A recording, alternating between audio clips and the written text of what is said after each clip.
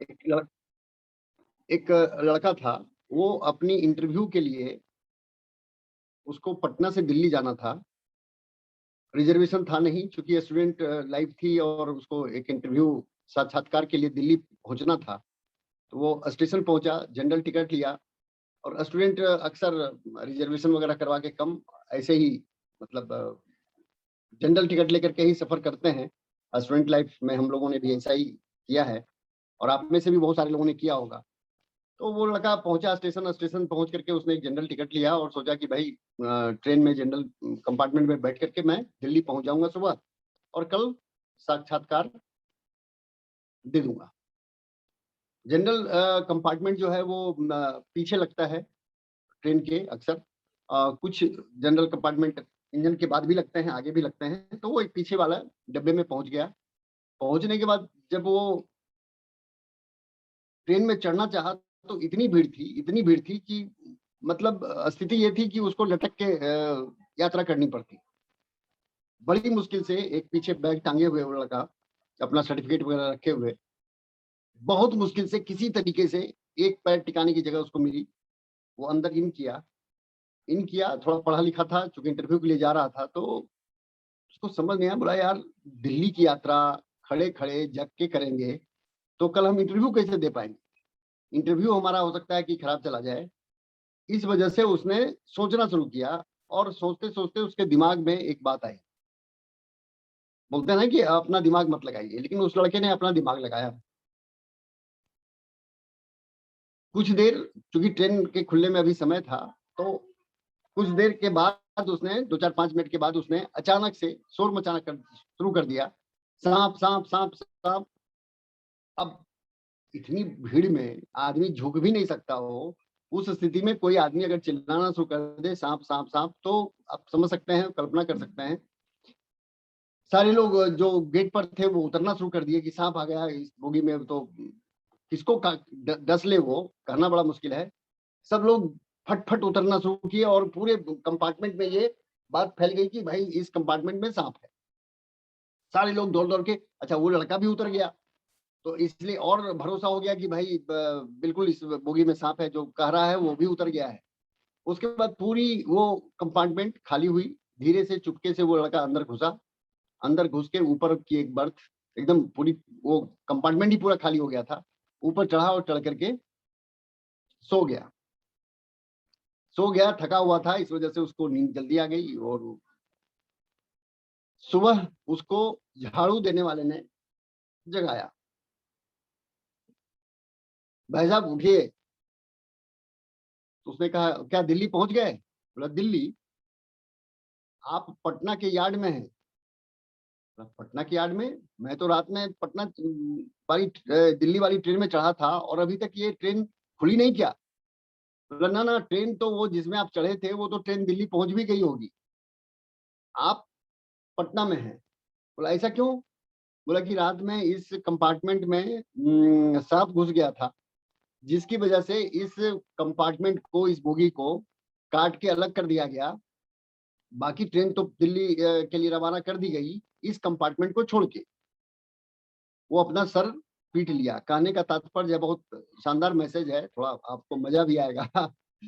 शानदार मैसेज है कि जब लोग अपना दिमाग लगाते हैं ना, तो यही दिक्कत आती है उनके साथ कि वो छूट जाते हैं और पूरी ट्रेन आगे चली जाती है। इसलिए अपना दिमाग न लगाएं तो ज्यादा बेहतर है, क्योंकि बहुत सारे दिमाग यहाँ पर ऑलरेडी लगे हुए हैं, बहुत सारे लोगों के। अभी आदरणीय सतीश पंडित जी को आप सुन रहे थे, उसमें उन्होंने मुकेश कोठारी जी का जिक्र किया, सुरेंद्र जी बस का जिक्र किया, और भी बहुत सारे लीडरों का जिक्र किया उन्होंने। राजाराम सहारण जी का जिक्र किया, राकेश शर्मा जी का जिक्र किया। तो बहुत सारे लोगों के पास अपने अपने दिमाग हैं, बहुत अच्छे अच्छे अनुभव हैं। लेकिन इसके बावजूद सारे लोग अपने नजदीकी अपलाइन के गाइडलाइन में, उनके मार्गदर्शन में काम करते हैं। मेरा सिर्फ यहाँ इस बात को कहने का, या इस मैसेज को, या इस कहानी को कहने का सिर्फ मतलब ये था कि हम में से सभी लोगों के पास दिमाग है। कुदरत ने, ऊपर वाले ने, परमात्मा ने, अल्लाह ताला ने हम लोगों को बिना दिमाग के नहीं भेजा है। एक छोटा सा दिमाग दिया है सर के ऊपर। तो उस दिमाग का इस्तेमाल हम लोग कुछ ऐसी चीजों, जहां पर डुप्लीकेशन का मामला है, वहां पर हमें अपलाइन से पूछ के उनसे सलाह लेकर के करनी चाहिए। वो ज्यादा सुविधाजनक होगा। आपको कहीं जाना है, किसी डेस्टिनेशन पर पहुंचना है, तो आप अपना दिमाग लगा करके गूगल मैप के सहारे भी पूछ सकते हैं, लेकिन अगर आप किसी व्यक्ति से पूछ लेंगे निसंकोच, तो वो आपको सही गाइड कर देगा और सही तरीके से सुरक्षित आप उस डेस्टिनेशन तक पहुंच सकते हैं। तो यहाँ पर भी गूगल मैप जो है ना, वो हमारे अप्लाई है, और उनका जो निर्देश है, उनका जो भी एक आदेश है, आदेश तो मैं नहीं कहूंगा, आदेश तो डायरेक्ट सेलिंग में नहीं चलता। यहाँ पर जो उनका निर्देश होता है, जो उनका एक केयरिंग एटीट्यूड होता है, वो हमें डेस्टिनेशन तक पहुंचने में काफी मददगार साबित होता है। इसलिए प्रयास ये करें कि जब भी कोई भी डिसीजन, कोई भी नया काम कर रहे हो, ये देखिए ये सारी बातें कार्डिनल रूल की हैं, और कल आदरणीय सुरेंद्र सर ने कार्डिनल रूल पॉइंट नंबर 2 के बारे में बहुत ही शानदार बातें कही हैं कि कभी भी कोई भी निगेटिव बात अपने डाउन लाइन में या क्रॉस लाइन में पास मत कीजिए। इसके ऊपर बहुत अच्छा उन्होंने कारण भी बताया कि क्यों नहीं करना चाहिए, और करेंगे तो उसके परिणाम क्या हो सकते हैं। तो इन सब चीजों से हमें बचना है, कार्डिनल रूल है, और ये एक ऐसा रूल है जिसके बारे में उन्होंने, मुझे बहुत अच्छा लगा, हालांकि मैं जानता पहले से था, लेकिन फिर भी कल की जो बातचीत उनकी थी बहुत ही शानदार थी। उसमें उनका ये कहना था कि देखिए कुछ ऐसे रूल होते हैं ना कि आप किसी भी लेवल पर पहुंच जाइए, आपको फॉलो करने ही करने हैं। जैसे आप मोटरसाइकिल के बहुत अच्छे चालक हों या कार के बहुत अच्छे चालक हों, इसके बावजूद आपको बहुत एकदम से आपने टेस्ट पास करके लाइसेंस लिया हुआ है, इसके बावजूद आपको कुछ लॉ फॉलो करने ही पड़ते हैं। आप बहुत अच्छे कार चालक या मोटरसाइकिल चालक हैं, मान लीजिए मोटरसाइकिल की मैं बात करूं, तो बहुत अच्छा मोटरसाइकिल आप चलाते हैं, बहुत अनुभव है आपको, आपको लाइसेंस दिया हुआ है आरटीओ ने, इसके बावजूद आपको जो वहाँ रूल फॉलो करना है कि आप बिना हेलमेट के नहीं चल सकते। आप ये नहीं कर सकते कि नहीं साहब, हम तो बहुत अच्छे चालक हैं, हम तो एकदम इंटरनेशनल परमिट मेरे पास है, लाइसेंस है मेरे पास, और मैं बिना हेलमेट के चलाऊंगा। तो वो रूल वहां पर लागू नहीं होता। आपको वो रूल फॉलो करना ही पड़ेगा। बिना हेलमेट के आप गाड़ी चलाएंगे तो आपका चालान निश्चित है। बिना सीट बेल्ट के अगर आप कार चलाएंगे तो वहां पर आपका चालान निश्चित है। आप ये नहीं कह करके बच सकते कि साहब हम तो बहुत अच्छे चालक हैं, हमसे एक्सीडेंट होगा ही नहीं। होगा या नहीं होगा ये बात की बात है, लेकिन आपको वो रूल फॉलो करना ही है।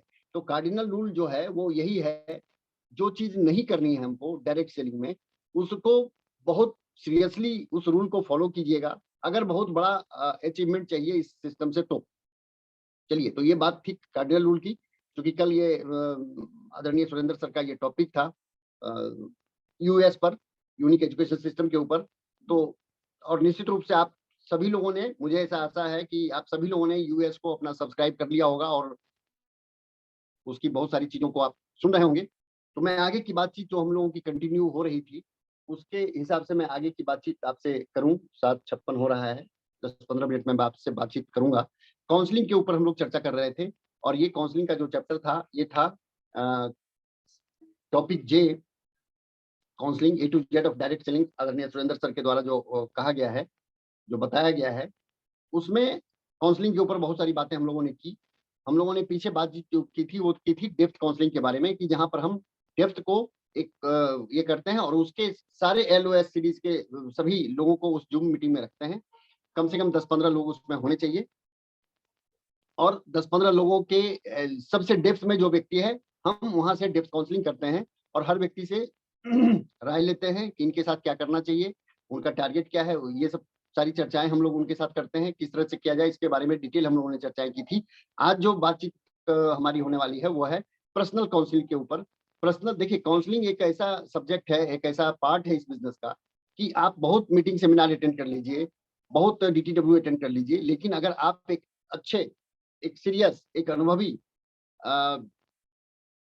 लीडर से अगर काउंसलिंग नहीं लेते हैं, तो आप बहुत लंबा नहीं चल पाएंगे। आपके जो गोल हैं उसको अचीव करने में आपको काफी परेशानियों का सामना करना पड़ सकता है। बहुत, देखिए ये बिजनेस जो है ना, वो बहुत एकदम से सीधा बिजनेस है, ऐसा नहीं है। थोड़ी सा, क्योंकि आप लोग मॉर्निंग सेशन में आते हैं, अपना समय निकालते हैं, इसलिए कुछ कड़वी बातें, कुछ अच्छी बातें, कुछ गुदगुदाने वाली बातें होंगी यहाँ पर। लेकिन चीजों को समझिए, अगर आप लोग समय निकाल करके इस सुबह की मीटिंग में आते हैं, तो ये बहुत, सुजी सर एक बहुत अच्छी बात बोलते हैं कि देखिए ये आम लोगों का बिजनेस जरूर है, लेकिन ये आम तरीके से करने वाला बिजनेस नहीं। आप इस बिजनेस को अगर आम तरीके से करेंगे, जैसे हर बिजनेस को करते हैं, उस तरीके से अगर आप इस बिजनेस को करेंगे, तो ये कहीं से भी उचित नहीं है। तो आम लोगों का जरूर है, लेकिन आम तरीके से करने वाला बिजनेस नहीं है। मेरे वही चीज मैं बता रहा था कि ये बहुत सीधा बिजनेस है। आप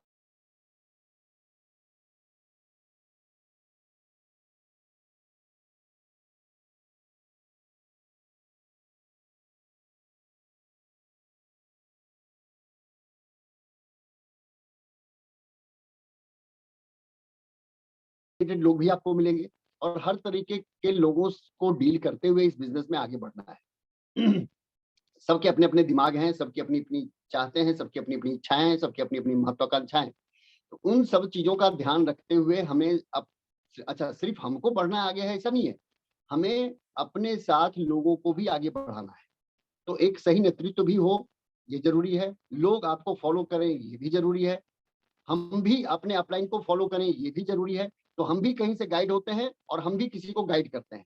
तो ये सारी जो चीजें हैं ये काउंसलिंग से आपको समझ में बात आएगी। और काउंसलिंग एक बहुत बड़ा रोल प्ले करता है जिसको कि बहुत ही कम महत्व दिया जा रहा है, खास करके अपनी टीम में मैं देखता हूँ काउंसलिंग को बहुत ही महत्वहीन समझ लिया गया है कि साहब ये काउंसलिंग क्या है, मतलब बैठिए गप्पे लड़ाइए हो गया काउंसलिंग। नहीं, काउंसलिंग एक बहुत ही वाइटल और बहुत ही महत्वपूर्ण टॉपिक है, बहुत ही महत्वपूर्ण सब्जेक्ट है, बहुत ही महत्वपूर्ण एक्टिविटी है। अगर इस एक्टिविटीज को आप हम सब लोग सीरियसली करें तो निश्चित रूप से कम समय में हम लोग बहुत बड़ी उपलब्धि को प्राप्त कर सकते हैं। तो यहाँ पर जो आज काउंसलिंग की बात होनी है वो है पर्सनल काउंसलिंग। 1-to-1 काउंसलिंग बहुत जरूरी है, बहुत जरूरी है। अगर आपका बिजनेस नहीं बढ़ रहा है, अगर आप निराश हो रहे हैं, अगर आप हताश हो रहे हैं, अगर आपको अपने डाउनलाइन के लोगों के साथ रिलेशंस बनाने में दिक्कत आ रही है, किसी भी तरह का चैलेंज अगर आ रहा है तो अपने एक अनुभवी अपलाइन से अपनी काउंसलिंग जरूर करवाइए। और उस काउंसलिंग में कुछ चीजें हैं जिसका ध्यान रखना है, उसी पर हम चर्चा करेंगे कि if counselling with super senior summarise your senior about the direction given by super senior. देखिए जब भी आप काउंसलिंग के लिए जाएं, देखिए पर्सनल काउंसलिंग की मैं बात कर रहा हूं, आप हेडिंग डाल लीजिए इसमें 1-to-1। पर्सनल काउंसलिंग का मतलब 1-to-1 काउंसलिंग होता है। जैसे मान लीजिए मैं काउंसलिंग लेने अगर सुजीत सर के पास गया तो ये 1-to-1 काउंसलिंग होगा। वहां पर मेरी कोई भी डाउनलाइन नहीं रहेगी और उनके अलावा मेरा कोई और दूसरा अपलाइन नहीं होगा। क्रॉस लाइन का तो दूर दूर तक कोई मतलब ही नहीं।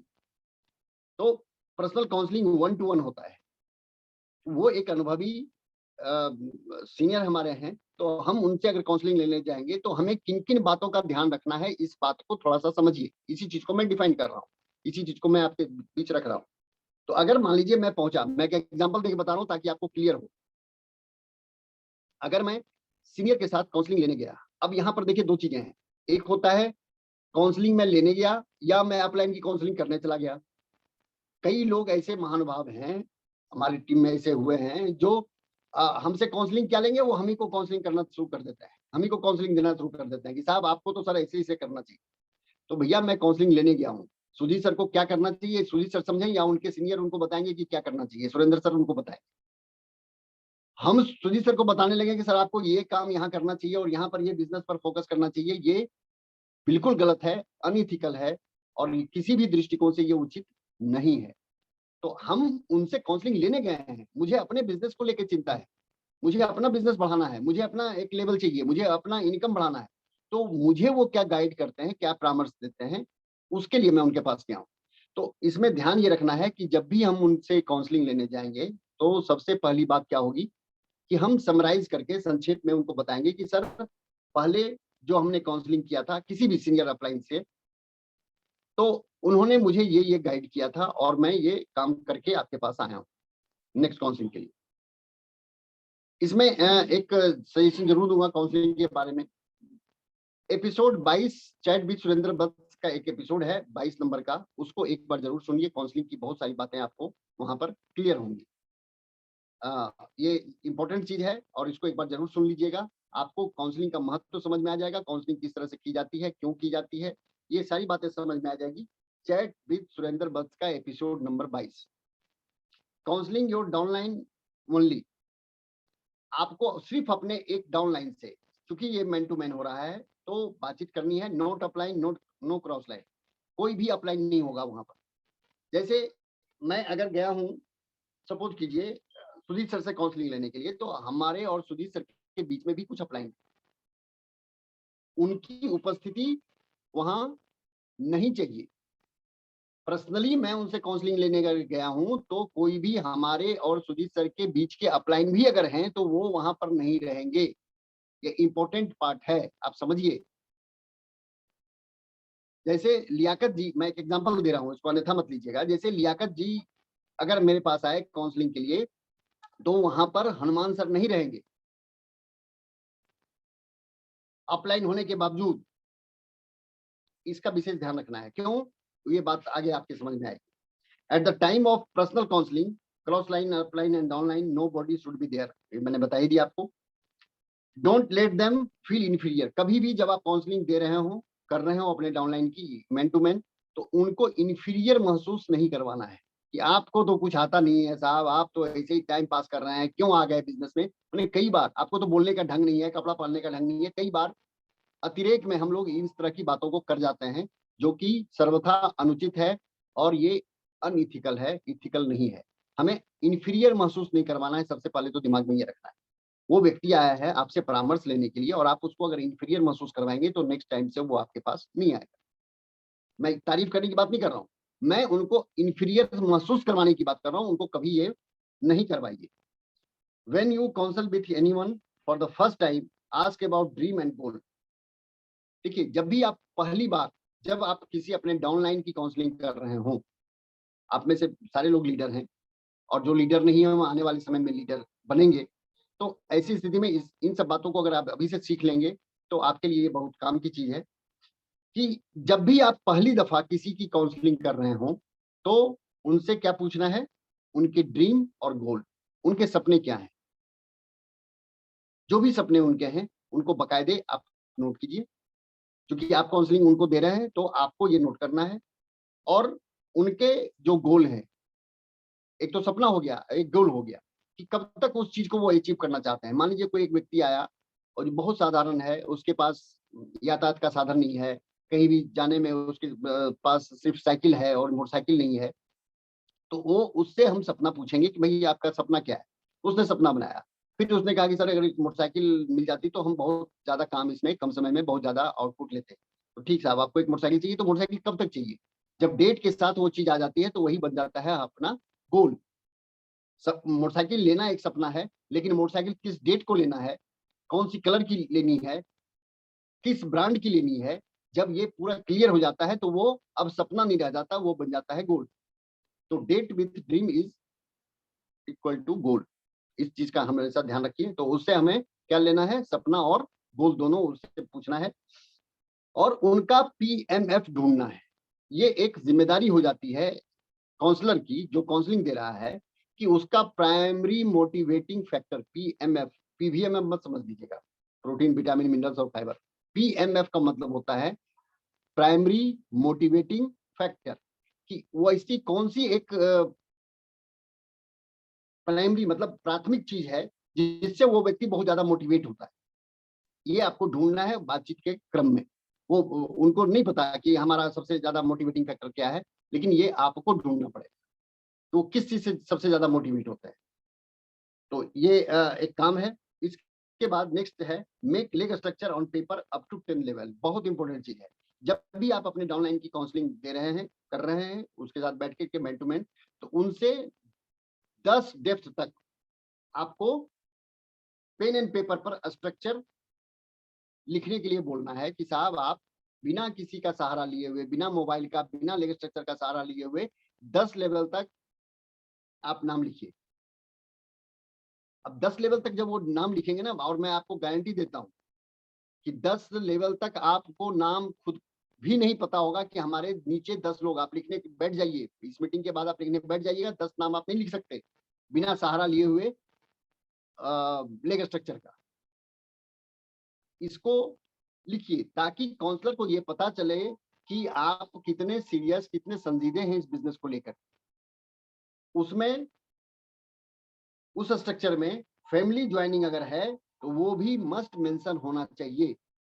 जैसे शुरुआती दौर में हम लोग जब बिजनेस को स्टार्ट किए थे, या आज भी जो लोग बिजनेस को स्टार्ट करते हैं खुद भी ज्वाइन करते हैं और अपने नीचे अपने रिलेशंस को ज्वाइन करवाते हैं। सबसे पहला वाइफ की ज्वाइनिंग हो जाती है, बेटा अगर बालिग है तो उसकी ज्वाइनिंग हो जाती है, सिस्टर अगर है तो उसकी ज्वाइनिंग हो जाती है। तो ये भी उस स्ट्रक्चर में मेंशन होना चाहिए कि सर मैंने ज्वाइन किया, मेरे नीचे मेरी वाइफ है, उसके एक लेग में ये बिजनेस, उसके एक लेग में ये बिजनेस।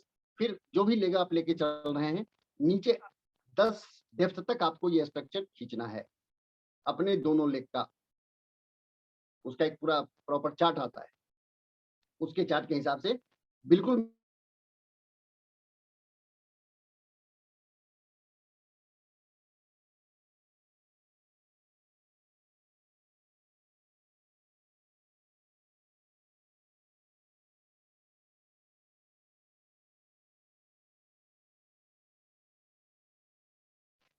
इसकी जो सोच है और इसका जो काम करने का तरीका है वो बहुत ही शानदार है। तो वो पोटेंशियल व्यक्ति हो गया आपके टीम का। उस उस स्ट्रक्चर में उस व्यक्ति को इंगित करना है, वहां पर उसको मार्क करना है कि ये व्यक्ति बहुत पोटेंशियल है। इन structure pin achiever distributor must be mention. अब आप जब काउंसलिंग अपलाइन के साथ कर रहे हैं तो आपके डाउनलाइन में भी अब ये लेवल पर निर्भर करता है कि आप किस लेवल की काउंसलिंग कर रहे हैं और आप किस लेवल पर हैं और आप किस लेवल के लोगों की काउंसलिंग कर रहे हैं। तो उस स्थिति में कई बार क्या होता है कि उनके नीचे जिसकी काउंसलिंग आप कर रहे हैं उनके नीचे कुछ पिन अचीवर्स भी होते हैं। तो आप पिन अचीवर्स का नाम भी वहां पर मेंशन कीजिए कि सर ये इस लेवल पर हैं। बेशक आपका कोई लेवल नहीं है लेकिन आपको ये मेंशन वहां पर करना है स्ट्रक्चर में कि सर ये इस लेवल पर है। Pin achiever must be mention, potential person must be mentioned, family member must be mentioned। इसके बाद ऐसे भी लोगों का नाम आपको इंगित करना है जो पास्ट में बहुत अच्छा बिजनेस किए थे। देखिए काउंसलिंग की बात हो रही है मैन टू मैन। पास्ट में इन्होंने बहुत अच्छा काम किया था, फर्स्ट में इन्होंने बहुत अच्छा काम किया था, या 6 महीना 8 महीना पहले वो बहुत अच्छा काम कर रहे थे, आज वो निष्क्रिय हो गए हैं, तो ऐसे लोगों का भी नाम आपको वहां पर मेंशन करना है। इसके बाद ये 10 चीजें हुई। इसके बाद 11th है इन structure the distributor who have out station in second leg must be mention. हाँ, ऐसे डिस्ट्रीब्यूटर का नाम मेंशन करना है जिनका की सेकेंड लेग खुल चुका है और वो आउट ऑफ स्टेशन है। क्यों ऐसी बात है इसके बारे में थोड़ा सा समझिए। मान लीजिए मैं काउंसलिंग करने गया हूँ सुजीत सर से और मेरे नीचे के एक व्यक्ति का जो बी ग्रुप है वो चला गया सपोज कीजिए एमपी। अब एमपी वो चला गया तो उस व्यक्ति का नाम हमको उनको मेंशन करना है। क्यों करना है मेंशन? इसलिए करना है कि एमपी में हो सकता है कि उस व्यक्ति का सेकंड लिख गया, मेरे पास इतने संसाधन या पैसे नहीं है कि मैं वहां जाकर के उस डाउनलाइन के अपने उस सेकंड लेग के अपने डाउनलाइन के सेकंड लेग पे बिजनेस को मैं खड़ा कर पाऊं। ये फाइनेंशियली मैं उतना स्ट्रांग नहीं हूं या मुझे वहां पर परिचय नहीं है किसी भी व्यक्ति से क्योंकि मेरा बिजनेस अभी उस लेवल का नहीं है। तो ऐसी स्थिति में जब हम अपलाइन से काउंसलिंग करेंगे, सुजीत सर से काउंसलिंग करेंगे, तो वो हमको गाइड करेंगे कि सर आपका एमपी बिजनेस क्या है आपके इस डाउनलाइन का। आप अगर जा सकते हैं तो वेल एंड गुड, आप बिल्कुल जाइए। अगर नहीं जा सकते हैं तो वो कुछ सुझाव बताएंगे क्योंकि हमसे बड़ी टीम उनकी है और उनके हो सकता है कि एमपी में बिजनेस हो सकता है हमारे अपलाइन का कोई टाइम किसी व्यक्ति ने एमपी में लिया हुआ हो, तो वो एक गाइड कर सकते हैं कि साहब एमपी में आपका बिजनेस गया है, बहुत अच्छा। आप उस व्यक्ति को बोलिए कि हमारी मीटिंग अमुक तारीख को है और अमुक तारीख को मेरी मीटिंग में आकर के वो बैठे मिले और हमसे पर्सनली वो मिले। तो मेरा काम तो आसान हो गया ना। ये कब हुआ आसान? जब हमने उनको अपने डाउनलाइन के जिस व्यक्ति का बिजनेस आउट ऑफ स्टेशन गया है उसके बारे में उनसे चर्चा की तब। तो ये बहुत इंपॉर्टेंट चीज है। काउंसलिंग को बहुत हल्के में लोग लेते हैं। बिजनेस चला जाता है कहीं भी, पता नहीं अपलाइन को, हमको भी नहीं पता कि कहाँ किसका बिजनेस चला गया है, कैसा व्यक्ति है, पोटेंशियल वाला है या ऐसे ही है, मतलब कुछ पता ही नहीं चलता। काउंसलिंग कीजिएगा तो ये सारी बारीकियां समझ में आएंगी। आज सुरेंद्र सर अगर डायमंड हैं, सुजीत सर अगर सफायर हैं, तो ऐसे ही नहीं हो गए। काउंसलिंग एक बहुत बड़ा रोल प्ले किया है इन सभी लोगों के साथ। Fill up counselling chart. Counselling chart एक होता है जिसमें आपका डिस्ट्रीब्यूटर नंबर, नाम और टोटल बीवी कितना हुआ दोनों ग्रुप मिला करके, वो ए और बी अलग अलग से, ए बी सी अगर है तो 3 वो बनेगा, और ए टीम से कितना हो रहा है, बी टीम से कितना हो रहा है। अच्छा, इसके बाद एक चीज आपको जो करनी है, नेक्स्ट पॉइंट है ये, काउंसलिंग चार्ट भरिए। काउंसलिंग चार्ट एक अलग तरह का चार्ट आता है, वो मैं देखता हूँ, अगर होगा तो मैं इसको शेयर करूंगा। इसके बाद आता है check the vital sign of business leg wise. Vital sign होता है, देखिए आपका बिजनेस कितना बड़ा होगा, कितना लंबा आप चलेंगे, आपके लोग कितने बड़े अचीवर बनेंगे, ये कैसे तय होगा? हम लोग हवा हवाई बात करते हैं, मैक्सिमम हवा हवाई बातें होती हैं, ये कर लो, वो कर लो, ऐसा हो जाएगा, वैसा हो जाएगा, इसके नीचे ये बिजनेस हो जाएगा, ये सारी बातें ठीक है। लेकिन इसके बावजूद एक जो वाइटल साइन है, अगर आपने इसको समझ लिया, सीख लिया, तो आप समझ लीजिए कि वो बिजनेस बहुत दूर तक आपका जाने वाला है। और कौन सा बिगिनिंग स्टेज में ये पता नहीं चलता कि कौन मेरा ग्रुप बड़ा हो जाएगा। वैसे तो एक ग्रुप उसको बोलते हैं जिसमें बिजनेस ज्यादा होता है, लेकिन भविष्य में कौन सा ग्रुप बड़ा होगा इसको आप कैसे तय कर पाएंगे? कोई भविष्यवक्ता तो हम लोग है नहीं। उसके लिए वाइटल साइन बनाया गया है, और वाइटल साइन क्या है उसको आप नोट करना चाहिए तो नोट कर लीजिए। 4 चीजें हैं और हर के लिए कुछ पॉइंट निर्धारित किया गया है। जैसे सिस्टम फॉलोअर्स के लिए 4 पॉइंट निर्धारित है। कोई ऐसा व्यक्ति, जैसे मान लीजिए आपकी टीम है, 500 लोगों की आपकी टीम है, या 200 लोगों की आपकी टीम है, या 100 लोगों की आपकी टीम है, संख्या जो भी हो आपके स्ट्रेंथ के ऊपर निर्भर करता है। मान लीजिए 100 लोगों की टीम हो, मैं 100 पर ही लेके चल रहा हूँ। 100 लोगों की आपकी टीम है, 100 लोग आपके एक लेग में है और 100 लोग आपके दूसरे लेग में है। 100 लोगों की आपकी टीम है, 200 लोगों की टोटल। अब आपकी कौन सी टीम आने वाले समय में बड़ी होगी, ये कैसे निर्धारित होगा? ये निर्धारित होगा इस बात से कि जिस लेग में, जिस ग्रुप में आपके सिस्टम फॉलोअर किसको बोलते हैं? आप मार्क लिखना चाहिए तो लिख लीजिए, बीसीसी बोलते हैं उसको। सिस्टम फॉलोअर का मतलब बीसीसी, फॉलो करने वाला। बीसीसी का मतलब हुआ बेसिक, कोर और कार्डिनल को फॉलो करने वाले व्यक्ति को हम बोलते हैं सिस्टम फॉलोअर, कि वो सिस्टम को फॉलो कर रहा है। भैया किसी व्यक्ति के फॉलो करने की जरूरत नहीं है, सिस्टम को फॉलो करना है। सिस्टम में क्या आ गया? बेसिक, 6 बेसिक आ गया, 8 कोर स्टेप आ गया और 7 कार्डिनल आ। ये जो भी व्यक्ति फॉलो करता है इसका मतलब वो सिस्टम फॉलोअर है। अब आपको ये देखना है कि किस ग्रुप में, मतलब आपके ए ग्रुप में सिस्टम फॉलोअर कितने हैं। मान लीजिए एक ग्रुप में आपके सिस्टम फॉलोअर हैं 3 और बी ग्रुप में आपके सिस्टम फॉलोअर हैं 5। तो आज भले वो ए ग्रुप है, लेकिन सिस्टम फॉलोअर की संख्या कहां ज्यादा है? बी में। इसके लिए कितना पॉइंट निर्धारित है? 4। तो आप क्या करेंगे? ए टीम में लिखेंगे 3 गुने 4 इक्वल टू 12, मतलब 12 पॉइंट ए में आया। और 5 आपके बी में थे, तो 5 गुने 4 कितना हो गया? 20। तो 20 पॉइंट आपके आ गए बी में। बेशक आज ए में बहुत ज्यादा बिजनेस है, बी में बिजनेस कम है, लेकिन सिस्टम फॉलोअर की मैं बात कर रहा हूँ। दूसरा, टूल्स यूजर किस ग्रुप में ज्यादा है? ए टीम में अगर कम है, बी टीम में आपके टूल्स यूजर ज्यादा हैं। टूल्स की बात अभी प्रियांशु जी कुछ देर पहले कर रहे थे आपसे, बुक्स टिप्स के बारे में। तो tools user, books tape function, ये टूल्स में इसकी गिनती होती है। तो कितने यूजर हैं? मान लीजिए 10 लोग हैं आपके ए टीम में और 12 लोग आपके बी टीम में। तो उसके लिए जो पॉइंट निर्धारित किया गया है, ये किया गया है 3। तो 3 पॉइंट टूल्स यूजर के लिए, 4 पॉइंट सिस्टम फॉलोअर के लिए। फंक्शन अटेंडर, कितने लोग फंक्शन अटेंड करने वाले हैं? ए टीम में कितने लोग फंक्शन अटेंड करते हैं और बी टीम में कितने लोग करते हैं? उसके लिए पॉइंट 2 निर्धारित किया गया है, 2 पॉइंट। और 100 बीवी परचेजर, कितने लोग हैं ए में और कितने लोग हैं बी में? इसके लिए निर्धारित किया गया है पॉइंट 1, 1 2 3 4। मैं नीचे से मैं बात कर रहा हूं ताकि आप रिपीट कर सकें।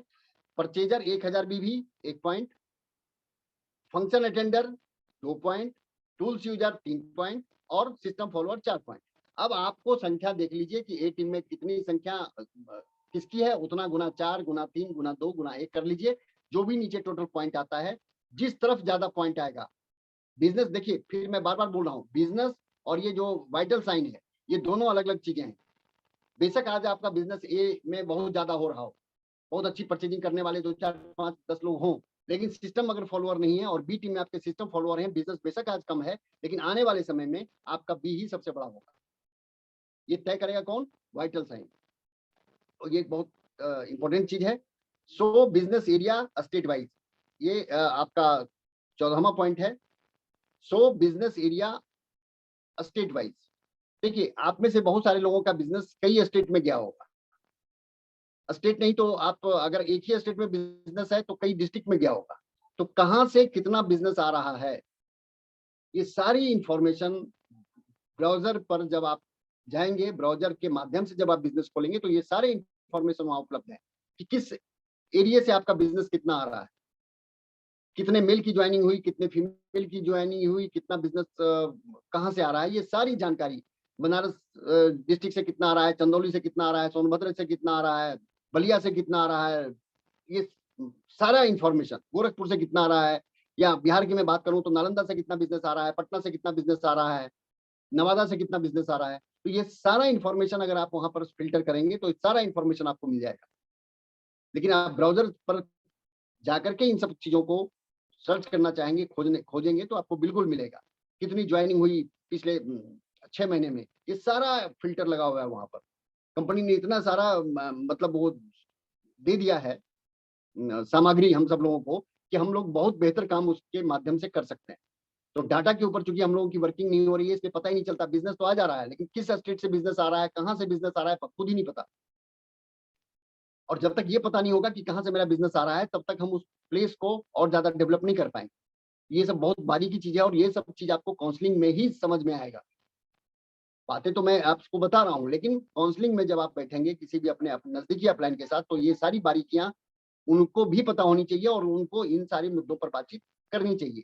वो अपने डाउनलाइन से पूछेंगे, जैसे सुजीत सर से मैं काउंसलिंग अगर कर रहा हूँ, सुजीत सर से पूछेंगे हमसे कि सर आपका बिहार से कितना बिजनेस है, आपका यूपी से कितना बिजनेस है, एमपी से कितना बिजनेस है, या जिस जिस स्टेट में, झारखंड से कितना बिजनेस है, जिस जिस स्टेट में मेरा बिजनेस है, वो जानकारी लेंगे। और ये जानकारी हम तभी दे पाएंगे जब हम उन सब चीजों को नोट करके रखेंगे डायरी में, डाटा के ऊपर वर्क करेंगे, तभी ये सारी सूचनाएं हम अपने नजदीकी अपलाइन को काउंसलिंग के समय दे पाएंगे।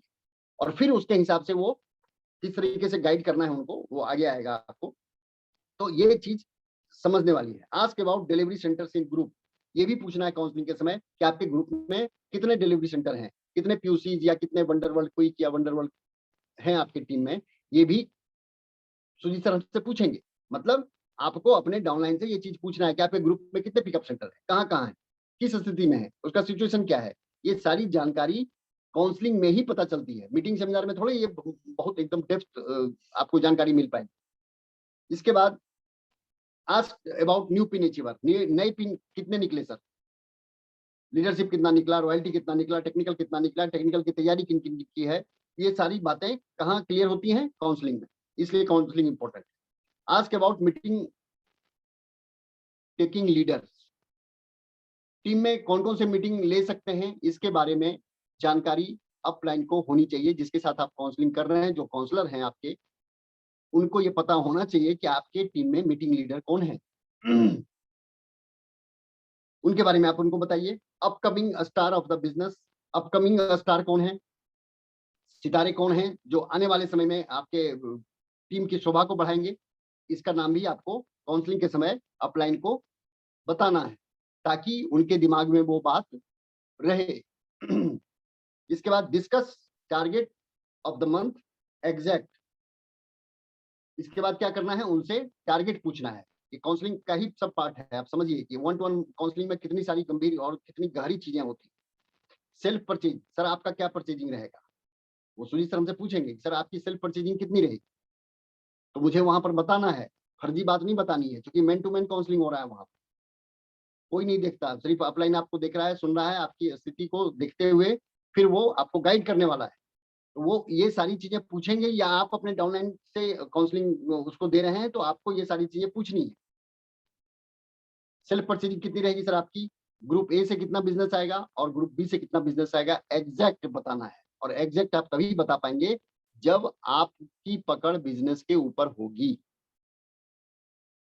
इसके बाद 21वां पॉइंट है, which book are you reading this days, आजकल आप कौन सी किताब पढ़ रहे हैं। ये आपको जिसको काउंसलिंग दे रहे हैं उससे पूछना है कि आजकल कौन सी किताब पढ़ रहे हैं।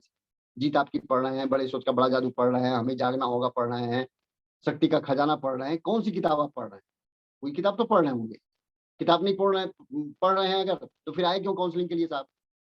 तो बेसिक ही फॉलो नहीं कर रहे आप, कोर ही फॉलो नहीं कर रहे, बेसिक नहीं कोर फॉलो नहीं कर रहे हैं आप, मतलब सिस्टम फॉलोअर खुद नहीं है तो काउंसलिंग के लिए चले आए। तो ये सारी चीजें पूछनी है। Ask about the upline support, देखिए अब यहाँ पर आपको ये बात समझ में आएगी कि अपलाइन को पर्सनल काउंसलिंग में क्यों नहीं रखना है। अब यहाँ पर आप खुल करके सीनियर को बता सकते हैं कि सर उनका कोई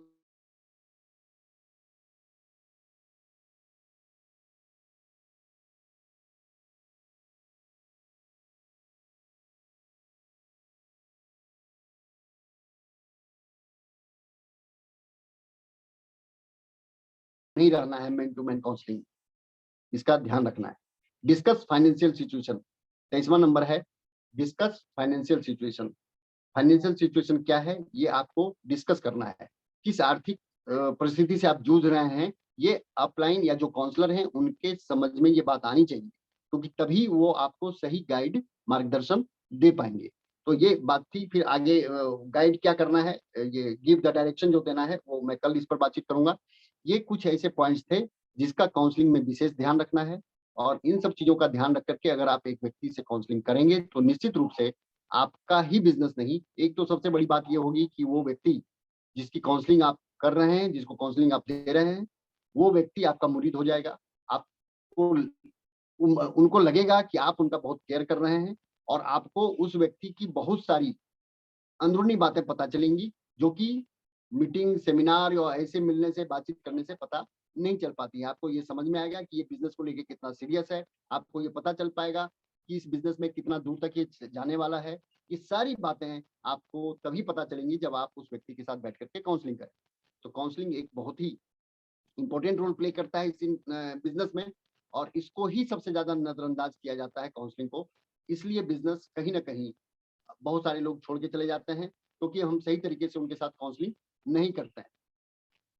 हम उनको उनके हाल पर छोड़ देते हैं, उनको उनके भविष्य के लिए छोड़ देते हैं कि भैया जो मर्ज़ी अपना करो, अपना दिमाग लगाओ। और लोग भी ऐसे हैं, महान लोग, जो खुद ही अपना दिमाग लगा-लगा करके सोचते हैं कि साहब हम बहुत कामयाब हो जाएँगे, मेरे पास तो बहुत दिमाग है। अरे ठीक है, दिमाग है तो भैया बिज़नेस करके दिखाइए। दिमाग है, वो हमको भी लगता था बहुत कि मैं पढ़ा लिखा हूँ, सुजी सर से ज़्यादा उम्र का हूँ, तजुर्बा मेरे पास ज़्यादा है। तो सीधा उनका एक लाइन में कहना था कि भैया आप बहुत दिमाग वाले हैं, तो आप हमसे बड़ा बिज़नेस करके दिखा दीजिए।